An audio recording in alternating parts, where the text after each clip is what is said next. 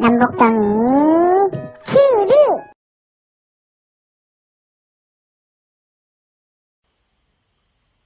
안녕하세요. 역사교실 시간입니다.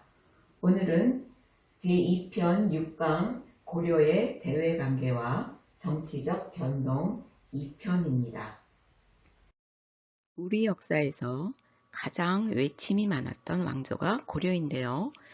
지난 시간에는 11세기 거란의 침입, 12세기 여진족의 침입을 알아보았는데요.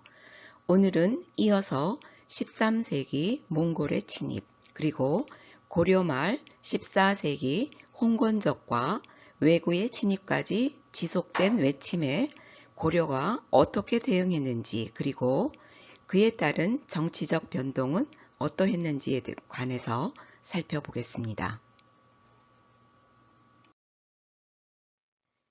최씨 무신 정권이 안정되어 갈 무렵 13세기 중국은 몽골 초원에서 빠르게 성장한 몽골이 막강한 군사력으로 세계를 지배하려고 하였습니다.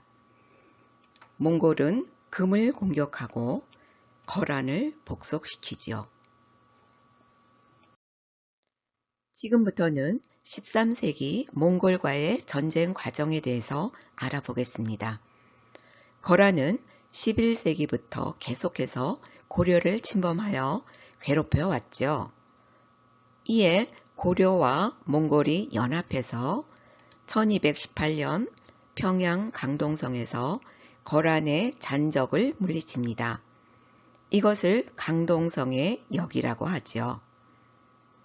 몽골은 거란의 잔적을 물리친 뒤 고려에게 지나치게 많은 공물을 요구했습니다. 그러나 고려는 이를 무시했죠.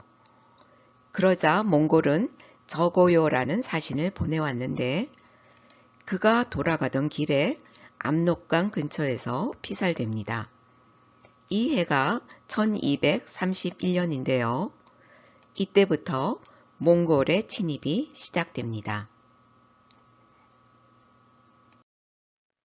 이렇게 질풍같이 쳐들어오는 몽골군의 기세에 다급해진 고려의 최씨 무신 정권은 서둘러 화해하려고 했습니다.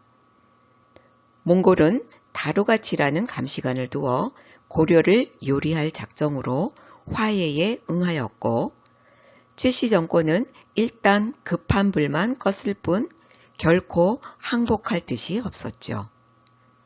그렇다고 해서 몽골을 이길 자신이 있었던 것도 아니어서 당시 권력자 최후는 도읍을 강화도로 옮겨 버티기로 마음먹었습니다.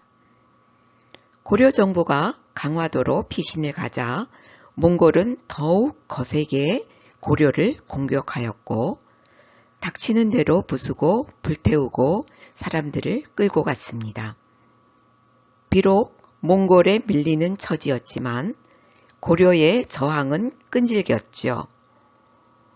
버겁기만 한 몽골과의 전쟁은 무려 40여 년 동안 계속되었습니다. 6차례의 침략 전쟁은 몽골과 이토록 오래 싸운 나라가 없고 그나마 독립을 유지한 나라는 거의 없었죠. 고려가 비록 항복하였어도 고려라는 이름을 지킬 수 있었던 것은 민중이 보여준 눈물겨운 투쟁 덕분이었습니다.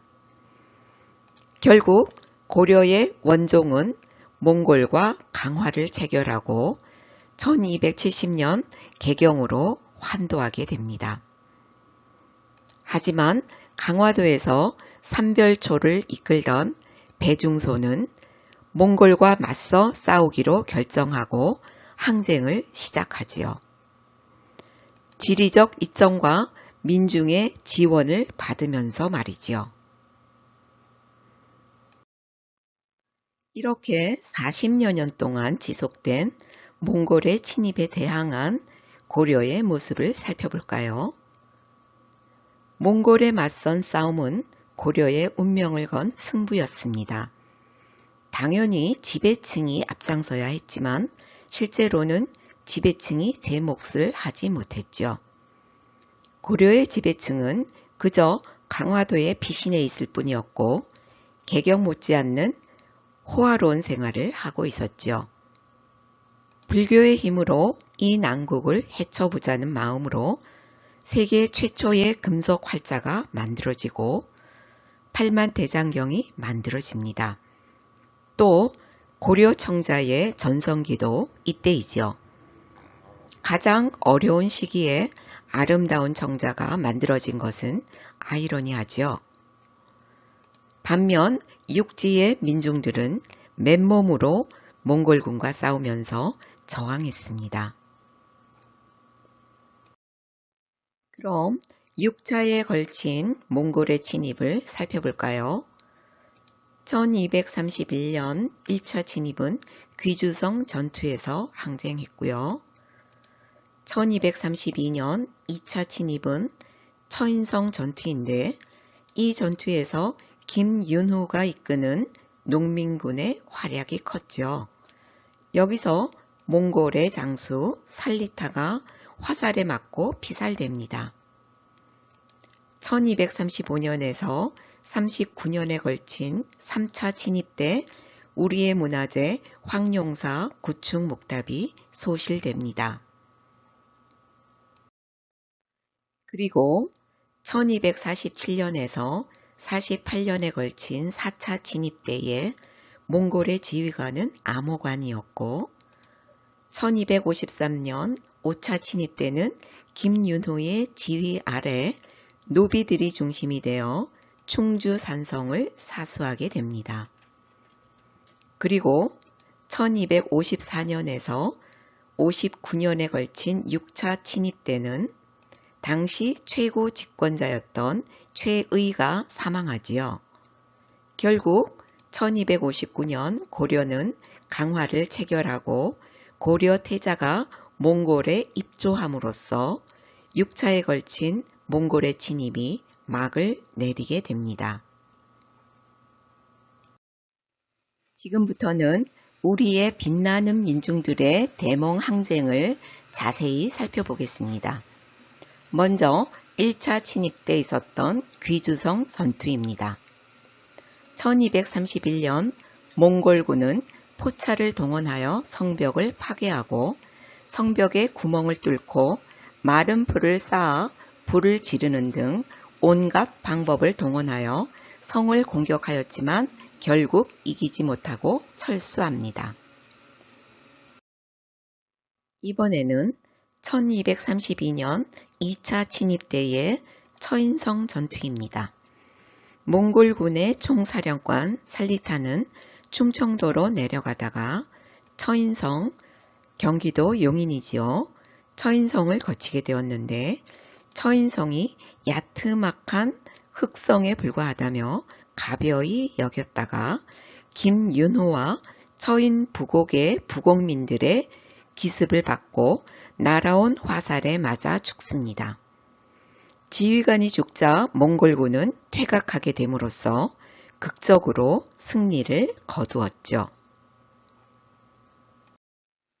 이후에도 몽골은 고려 조정이 개경으로 돌아올 것, 국왕이 직접 몽골에 와서 조공을 바칠 것 등을 요구하면서 침략을 거듭했습니다. 고려 조정은 몽골의 요구를 거부한 채 강화도에서 계속 항거했고 육지에서는 농민들이 몽골군과 맞서 싸웠습니다. 1253년에 있었던 5차 진입 때는 충주성 항전으로 빛나는 대몽 항쟁 중 하나입니다.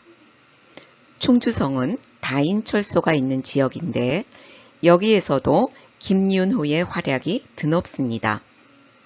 김윤호는 다인철소의 소민들과 노비들의 노비문서를 불태우면서 그들을 독려합니다.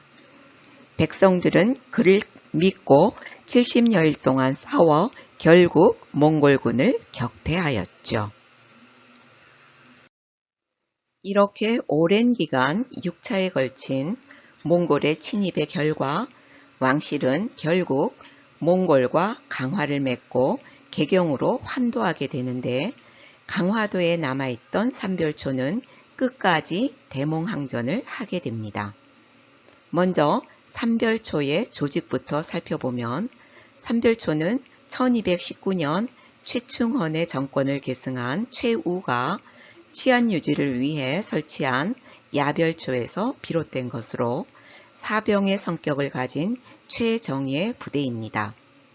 이 야별초를 좌별초와 우별초로 나누고 몽골 병사와 싸우다 포로가 되었다가 탈출한 병사들로 이루어진 신의군으로 조직했습니다. 원종 11년인 1270년 강화도의 삼별초는 현종의 8대 손인 승화후 온을 왕으로 옹립하고 배중손의 지휘 아래 진도 용장성으로 이동을 합니다. 강화에서 백길로 진도 용장성으로 이동하죠. 이것은 전라 경상도의 조은로를 차단하는 효과를 가져와 고려 정부에 큰 타격을 주었죠. 하지만 진도가 함락되고 배중손과 승화후 온은 사망하고 맙니다. 진도가 함락되고 배중손이 사망하자 1271년 이번에는 김통정의 지휘 아래 제주도로 옮겨 항쟁하게 됩니다. 고려와 몽골 연합군은 160척의 전함을 끌고 제주도에 몰려들었고 삼별초의 루트는 용장성에서 제주로 이동하지요.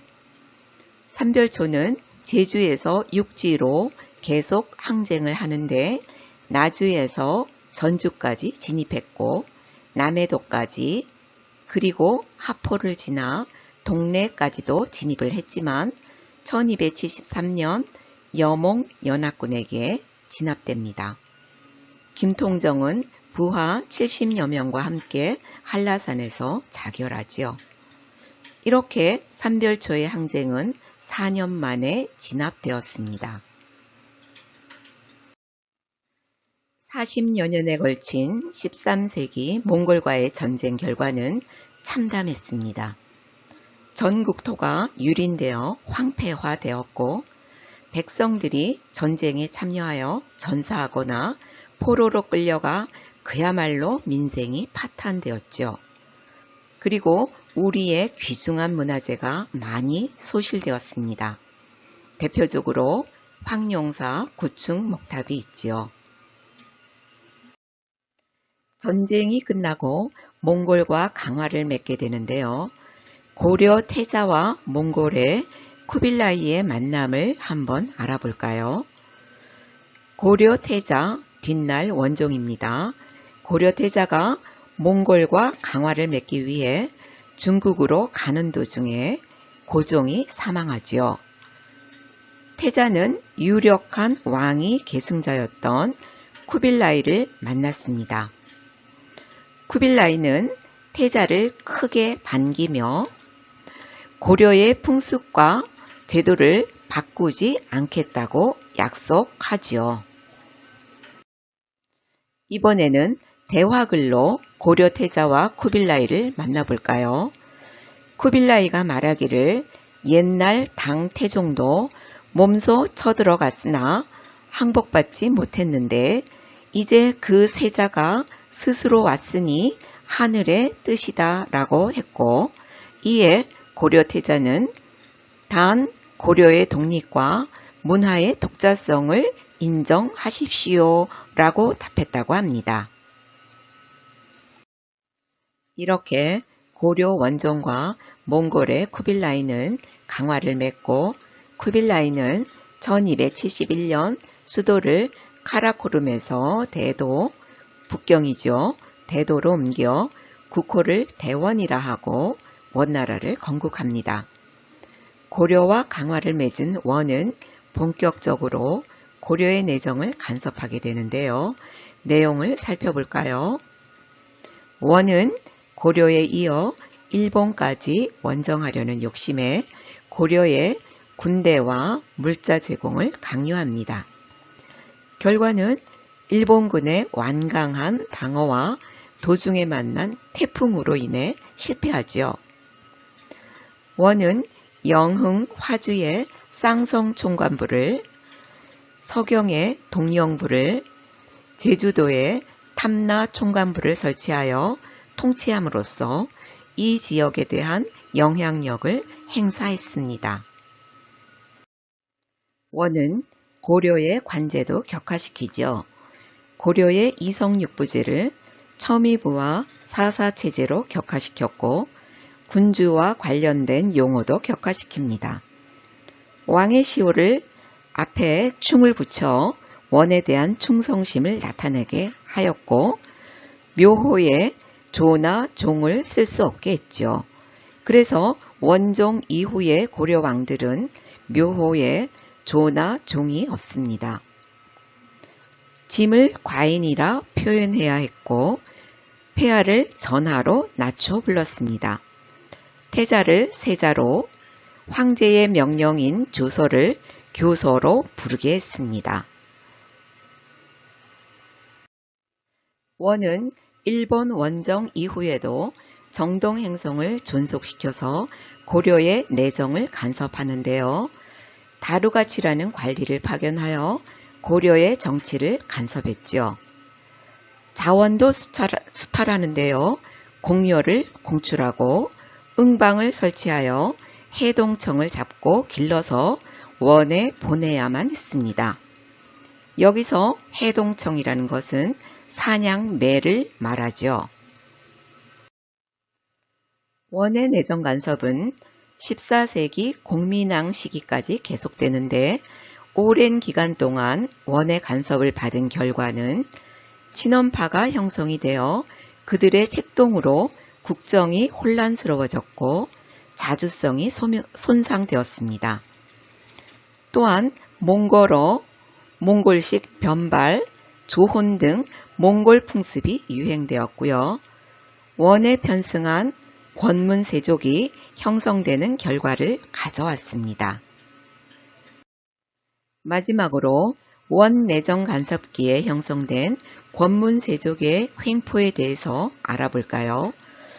이 사진은 고려 출신으로 공료로 원나라로 보내졌다가 원나라 해종의 황후가 된 기황후로 그녀는 북원 소종의 생모이기도 합니다. 기황후의 오빠인 기철을 필두로 한 기씨 일족 등 원 간섭기의 권문세족은 대규모의 농장을 소유하고 나라에 세금을 내지 않았고 농민들을 농장으로 데려와 노비처럼 부리며 부를 축적하였습니다. 이렇게 고려 후기 원내정 간섭기의 결과로 형성된 권문세족의 횡포까지 오늘 알아보았는데요. 14세기 중국은 원과 명이 교체되는 시기인데 이때 등장한 공민왕은 과감하게 반원 정책을 펴게 되지요.